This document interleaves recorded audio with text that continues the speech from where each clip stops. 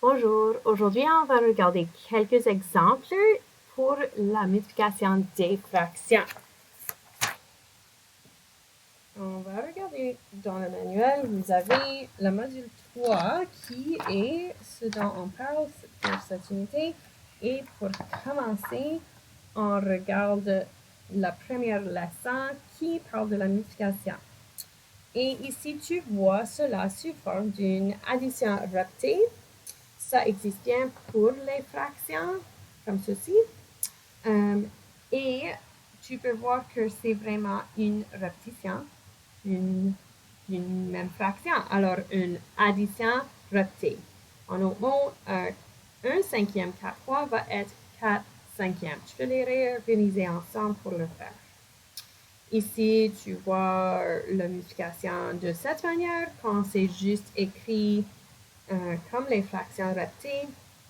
Et ici, tu vois l'exemple d'une boîte numérique et comment ça donne l'exemple de comment visualiser les fractions. Alors, on va regarder quelques exemples ensemble.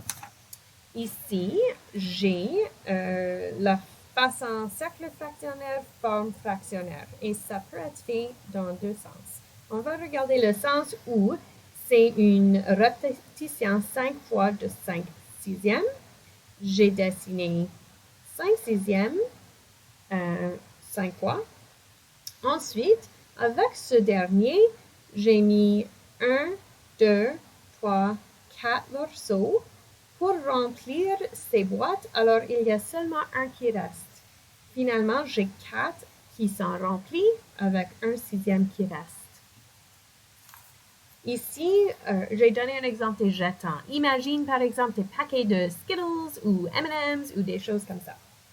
Alors, j'ai 5 paquets au complet et je veux sélectionner 3 quarts de ces 5. Il existe tous les 5, mais je veux 3 quarts de ce groupe. J'aime, avec les quarts, je peux visualiser 3 quarts facilement ici. J'ai 3 paquets sur le 4 qui sont là, alors 3 au complet. Et avec le paquet qui reste, j'ai 3 sur le 4 qui sont dans le paquet. Alors en tout, j'ai 3 avec 3 quarts qui restent. Ici, on a une boîte numérique. C'est divisé en neuvième. On commence à 0. On écrit 1, 2, 3, 4, 5, 6, 7, 8, 9. Neuvième qui est 1. Encore une fois, on continue jusqu'à 2. Et on regarde les groupes de 7 neuvième. On a deux groupes de 7 neuvième. Alors 7 neuvième et commence tout de suite après 1, 2, 3, 4, 5, 6, 7 septième. 7 neuvième, pardon.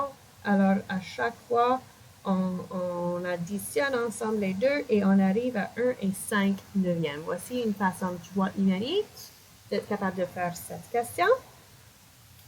Et l'aire d'un rectangle, c'est un troisième exemple.